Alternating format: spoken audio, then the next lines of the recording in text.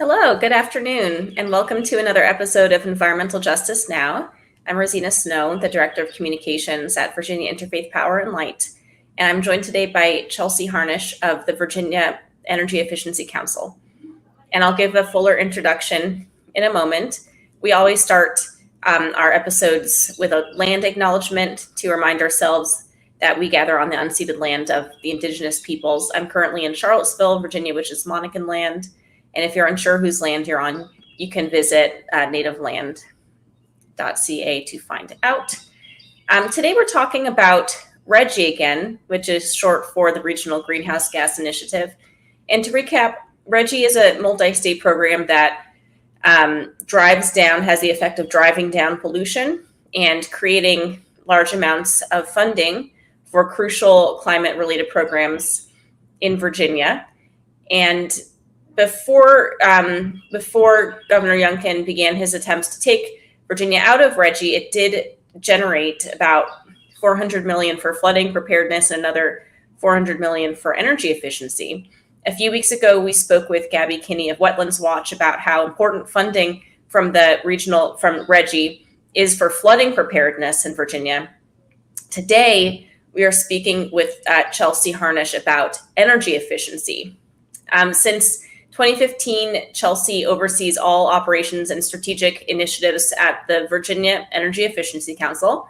With over a decade of Virginia energy policy experience, Chelsea regularly engages with decision makers, partners, and members to advance energy efficiency policies and programs that will help grow the industry throughout the Commonwealth.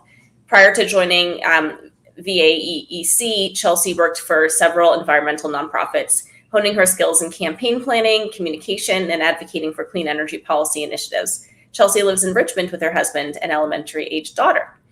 Welcome, Chelsea. Thank you for joining us. Thank you for having me. Yeah, so to start off the conversation, would you please tell us about the Virginia Energy Efficiency Council, what it is and what it does? Definitely. So the Virginia Energy Efficiency Council, our mission is to advance energy efficiency throughout the Commonwealth. We are a membership-based organization, and we have very diverse members. We have over 100 members that range from local governments to small mom and pop contractor shops to Fortune 500 companies to manufacturers and individuals. And they all come to energy efficiency for various reasons. It could be that they work in the field or because they care about climate and understand the value of energy efficiency. But at the end of the day, we're all working together to drive towards advancing energy efficiency. Mm-hmm. And how do you balance the interests or reach consensus of your stakeholders who might have, might not all be on the same page about certain things? Yeah, I think that's a great question because with diverse voices does come diverse opinions. I think because we are so focused on one specific aspect of energy policy that, and again, our single mission is to advance energy efficiency, that people understand that that's where we're coming from and that's what we attempt to do. And so far, I think that we've had a good formula that has worked for us, that we are able to maintain our standard and focus on our mission and not diverge from it. Mm-hmm. Yeah, that makes sense. So why is energy efficiency so important in mitigating climate change and also just improving people's lives? So with energy efficiency, let's start with the definition because honestly, a lot of people always confuse us with renewable energy, particularly solar. And so the way I like to describe it is that renewables like solar and wind are about generating electricity. So those are alternative solutions to fossil fuel power plants. With energy efficiency, it's about conserving energy. It is about the kilowatt that you do not use. So it's not a generating source. Therefore, it is not like solar. It is not like wind. But instead, it is about what you can do to reduce your energy consumption. And so using that definition, obviously, the one less kilowatt that is put onto the grid helps reduce grid congestion or the need for more power plants. Obviously, a single kilowatt isn't going to do that, but if we all do our part and participate in utility programs, or we live in energy efficient homes, shop in energy efficient businesses, then we are collectively doing a bigger part, which really we have seen can help impact the climate by ensuring that brand new fossil fuel plants are not built. Mm. Yeah, that's a great definition. And again, that, this topic may seem to people like, I don't know, like a little wonky, or like, getting into the weeds of like, it's maybe not as flashy as solar and like electric cars and stuff. Yeah. But, and they might not really understand like how much of a difference this makes in people's lives. So I wanted to share an excerpt that I came across that was in the Seaville Weekly, which is like a free paper, that's left around town and everyone reads it in Charlottesville. And it was about the SELC, the Southern Environmental Law Center, and RGGI, and it gave a really powerful, I think, specific example of how much RGGI funds are benefiting everyday Virginians. So it's talking about Kindlewood, which is an affordable housing development. It's actually really close to where I live, and I drive past it at least once every day. So they're talking with a fellow from the SELC, I believe. When asked how RGGI is benefiting the Charlottesville area, Ben Ferrado excitedly talks about the energy efficient redevelopment of Kindlewood, formerly Friendship Court, the downtown low income housing complex. One of the really cool things that RGGI money has done for our town is helped fund the complete renewal of this community-owned property, he says. The Piedmont Housing Alliance was able to use RGGI proceeds to make new units with super efficient HVAC systems, as well as weatherizing and updating the systems in older housing. So instead of, say, $100 a month in utilities, a tenant may now pay as little as $10. That's a huge difference, and especially for low-income folks. Definitely. Yeah. And can you speak to, this benefit of lower costs that comes with energy efficiency? Yes. So just as you mentioned, and what Nate says, Nate Benferrado, which is he's an attorney at Southern Environmental Law Center. Nate is saying how at sorry, I used to know it as Friendship Court. Yes, it's Kindlewood.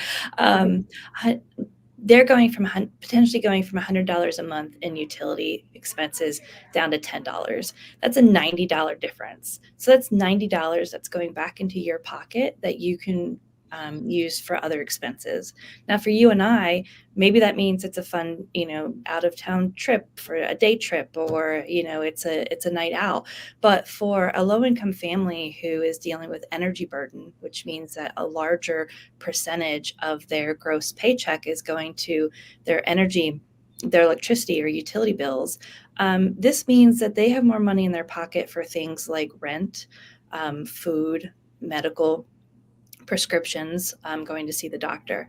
And so really this has a major impact across the community, but particularly on low-income members of our communities, because it helps reduce that energy burden so that they have more money that they can do, that they can use for other necessities. So, I think that's why a lot of consumer advocates and low-income advocates particularly are very supportive when it comes to energy efficiency initiatives, because they see the value that it provides to the people that they serve. Mm-hmm. Are there any other benefits of energy efficiency beside that you'd want to lift up? Yeah, so in that article that you quoted, that is just one of the two programs that the RGGI money funds. So we have what's called the Affordable and Special Needs Housing Program, which is what's mentioned in that news article, and that is money that funds brand new affordable housing. So it incentivizes the developer to make those homes more energy efficient. On the other side, for existing housing, we have what's called the Weatherization Deferral and Repair Program. And that one, while both programs are very valuable. That program is a little more near and dear to my heart because there are so many amazing stories, heartbreaking stories that turn into success stories. So what the Weatherization Deferral and Repair Program does is that weatherization providers here in Virginia, they are the ones that perform the services under the Federal Weatherization Program. For those that don't know, federal weatherization started back in the 1970s, and it's a way to help weatherize low-income homes. Whether, it can be air sealing, it could be new ductwork, it could be new HVAC, new insulation. It's very in-depth, and really the weatherization providers are able to customize what they install based on the needs of that home. And so that's the federal program. You might be asking, well, what does that have to do with RGGI?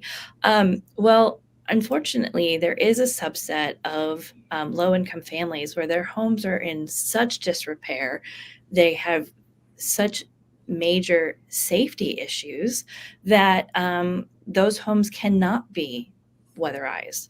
The federal government says that those homes are too dangerous, too unsafe, too unhealthy, that there's no point in weatherizing them. And weatherization providers have to put them on a deferral list. So literally, those families with the most need are getting left behind. So what RGGI money does, what the Department of Housing and Community Development did, was they created what's called the Weatherization Deferral and Repair Program.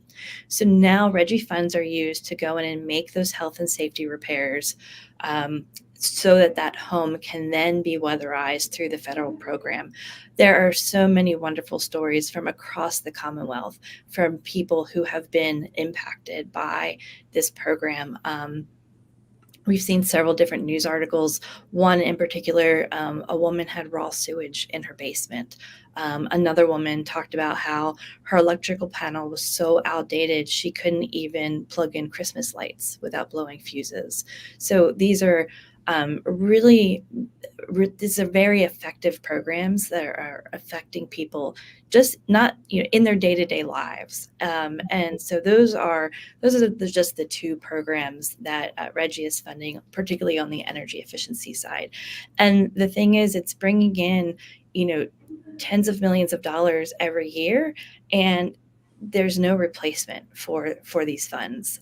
Others who oppose RGGI will tell you that there are alternative funding solutions, but there really aren't. Not at this scale, not at this level. Yeah, and the scale certainly matters. Definitely. Yeah. Jobs. That's another benefit, right? I've seen that on the VAEEC website. Could you talk a little bit about how many jobs energy efficiency is creating? So in the clean energy industry, and again, you remember I mentioned renewables at the top of the conversation. When you say renewable energy, you are just talking about generating energy. When you do talk about clean energy, then that's when you are incorporating energy efficiency into that conversation. So when we look at clean energy, so renewables and energy efficiency is actually the largest sector of the clean energy industry. There was about 74,000 jobs here in Virginia. A lot of that is encompassed in contractor work, HVAC technicians, insulation companies. But there's also, I've mentioned the weatherization providers, people who are, apologies, the light just went off in here. Speaking of energy efficiency. Yep. It's on a motion sensor. If I don't move around enough, so those are just some of the variety of different jobs in the energy efficiency space. And they run the gamut from someone who spends their days in a crawl space or in attics, all the way to someone who is in the tech industry and might be developing the latest app that can help you reduce your energy. So it's a wide-ranging sector, and it's really interesting for us when we talk to the different people and what they're doing in this industry. So we really, the diversity always blows me away. Mm-hmm. Yeah, I mean, it makes sense that if you're spending more money on energy efficiency, then all the people who do those work are going to have more business, and Yep. there's going to be more need for more people doing those things. It keeps turning off. We're gonna It's go with not it. really visible from Yeah, watching you. we're Um, gonna go with it. Um, yeah, the other thing that I wanted to mention is that energy efficiency jobs are local. These can't be outsourced. And so when you do have that contractor coming into your home, they could be your neighbor. They could live across town from you. You know, these aren't people who are, coming in from a different country or, from a different state. They live in the same community that you do. Mhm. And so that's one of the benefits that we're, you know, or one of the many benefits that we see when counting, energy efficiency and its value. Mhm. Yeah, absolutely. And keeping money local, Definitely. that's definitely valuable. So now we get to updates about where we are with Reggie. As I talked about in our previous episode, um, we were in it. I think the legislation to join Reggie initially passed in 2020, and then we joined in 2021. We're in it for about a year, maybe 2 years. Um, We've been in 2 years. Yeah. yeah, and we're able to participate in the auctions that which is how it works, and that's what generated the $800 million for these uh, worthy efforts. And but Governor Youngkin has been kind of doing everything he can to remove Virginia from Reggie.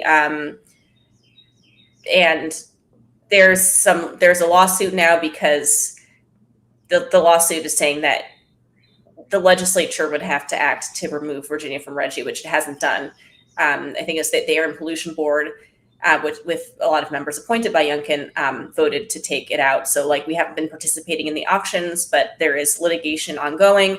Additionally, the legislature this year did pass language in the budget, which would have clarified that Virginia is in and will stay in Reggie, and that the funds that have kind of just not been dispersed should be dispersed. And then just this week, Youngkin vetoed that Reggie language in the budget. So not great news. I think we were kind of expecting it. However, the the legislature could potentially override that.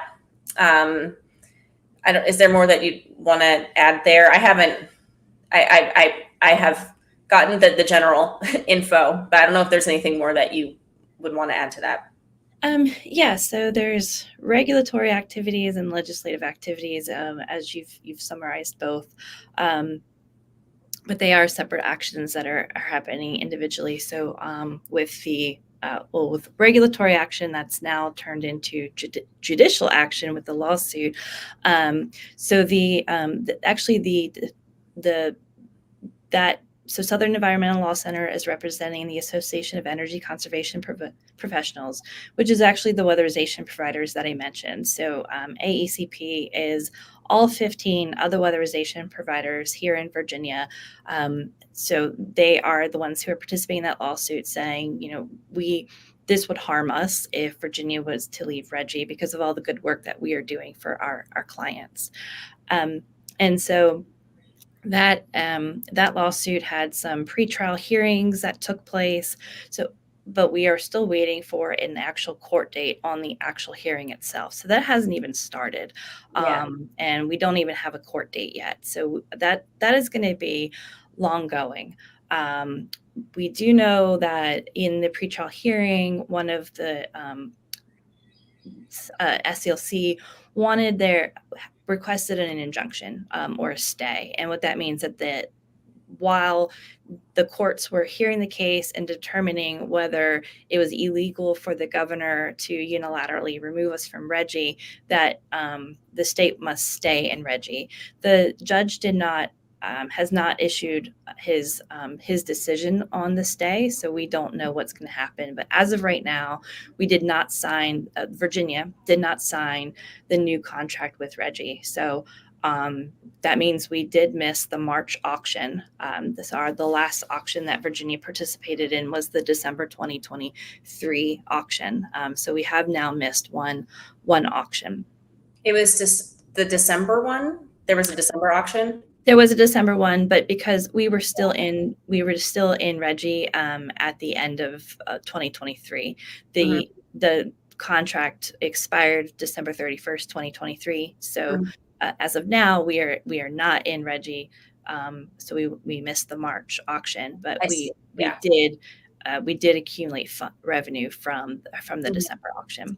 Okay, and so I just want to paint this for people. Sure. Presumably, we would have probably gotten a couple $100 million from the one we just missed, right? Yes. Yep. Okay. Yeah. Around 70 to 80 million. Wow. Yes. That seems like something that's important for Virginians to know. Absolutely. Yeah. So we missed out. Yeah. So that's on the judicial side / regulatory side. Legislatively, as you mentioned, there is an ongoing budget battle.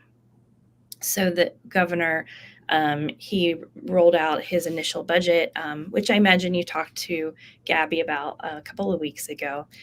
And then the legislature came back with their budget, and in their budget, the House and the Senate did include a provision saying that Virginia needs to be, we need to get back into Reggie. And so that did make it through the budget negotiations between the two chambers, and that did become the budget for the legislature. The governor has announced his amendments to the budget. So they aren't vetoes, but they are amendments where he did remove, I think, there's 233 different items that he amended, but one of them in particular was on the item that would have kept us in Reggie. So he did strike that. The General Assembly will reconvene on April 17th, where they will take up all of the governor's amendments and his vetoing of different legislation. They do have the votes to override his veto. And then that means the budget will then get kicked back to him. He has options where he could just say no to the whole budget. He could try to do a line item veto, with which people much smarter than me and who have legal backgrounds say that has already been decided in court cases, and that he does not have the authority to do that. So I'll just leave that there because I'm not a legal expert. So it will be very interesting to see what the governor does after the reconvened session on April 17th next week. But the ball will be back in his court. We'll see what happens. But the issue at the end of the day is that this is a budget that will go into effect July 1.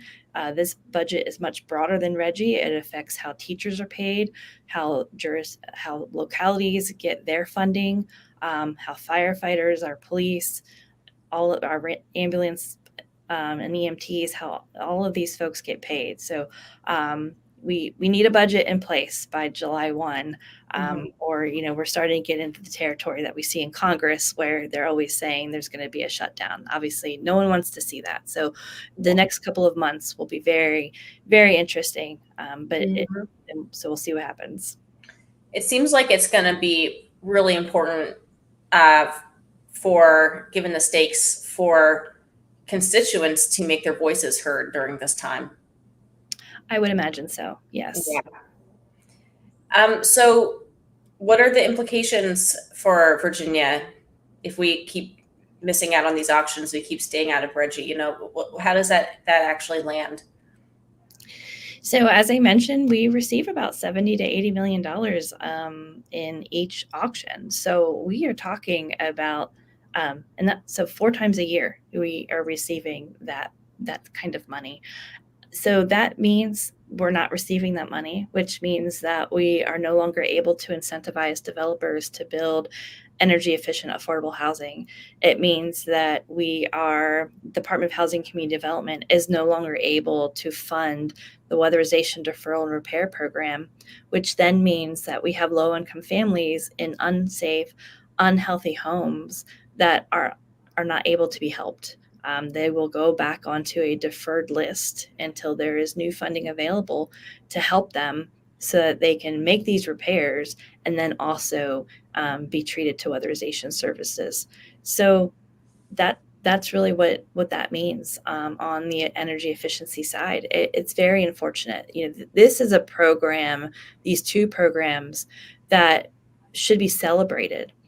They are making a difference. We have seen Success. tremendous support, tremendous success, and we have a governor who says that it's not a success, that this program is a tax and is problematic. But we are seeing this the success and the effectiveness of what this money can do in Virginia. Yeah. So what is the path forward from here? You mentioned that there's likely to be a sort of drawn out process in the coming months. But how can people get involved and hopefully move this in the right direction, make a big impact? I think right now, off the cuff, the best thing, right, is to ensure that Reggie stays in the budget. Maybe that's contacting the governor's office. Maybe that's reaching out to legislators to ensure that they do overturn they overturn the governor's recommendation to strike that language. Mm-hmm. Asking them to stay strong on their support of Reggie, but Mm-hmm. also telling the governor that this isn't the right move and that we need to participate in Reggie, that funding is valuable, and that there are no other alternative funding sources. There is a news article out today in the Virginia Mercury where it ends with the governor's spokesperson saying that there is an alternative, and he quotes $14 million from a state program, from the Low-Income Heating and Energy Assistance Program. 14 million pales in comparison to what we are seeing Reggie bring in, as we've already mentioned. That is not an alternative solution. It's also an assistance program, which means if you can't pay your bill, then the state can step in and they can pay it. We talk about, teaching someone how to fish versus providing them with fish. And that's really what we're looking at when we talk about these two things. When you weatherize a home, you're ensuring that that person doesn't need energy assistance paying their bills in the future, because you're solving the problem. But if you continue to pay assistance, they're going to continue to need help. And I'm not saying that both aren't needed, because they are, particularly if you're, in a transition period, trying to get as many homes weatherized as possible. But that is not the solution. It's not a viable alternative. Yeah, I mean, it frankly just makes no sense. It's just, like this is a wonderful example of government at its smartest, at its most useful, at its most beneficial, and to turn away hundreds of millions of dollars for very badly needed efforts and projects. It's really sad. Yes. Yeah, and I hope that folks will.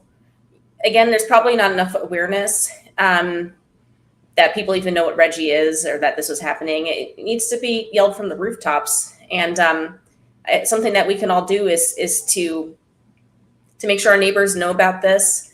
I know that both Wetlands Watch and there's maps that exist that show how much money is going to parts of the state and different parts of the state, and it's really everywhere. And we are actually going to have we send out action alerts. We're going to have one going out tomorrow morning to take action on Reggie and invite everyone in Virginia to to contact their legislators, no matter who they are, to urge them to take the next step of overriding this. So for those who get our newsletters or would follow us on social media, that will be shared tomorrow morning. But that's a first step. But you can just call up you don't need to wait for us. You can also call up your legislators or email them and just urge them to do the override as a first step. And also just to get the word out, because again, like when you learn about this, it's just like, what? What? Is there anything else? Like, how can people get involved with your organization? Yeah, so one thing I want to touch on, you mentioned the maps. We also have a map. It's easier for us to track the developer projects since they're larger versus the weatherization program, which is single family homes, and there's hundreds or thousands of those being served. But we do, thank you have our website up there. We have a RGGI page, a number of RGGI pages dedicated to this. And on them, we do have a map so that you can see that some of these affordable housing developments have been funded across the state. There are ones as far out in Abington, which is as far southwest as you can get, over to Hampton Roads, to Shenandoah Valley, and in Northern Virginia. I mean, it really is touching all four corners of our state. I know a lot of times people are concerned if money is just being centralized here in Central Virginia or Northern Virginia, but these are programs that absolutely are spread throughout the state, and that's something that we're very excited to see.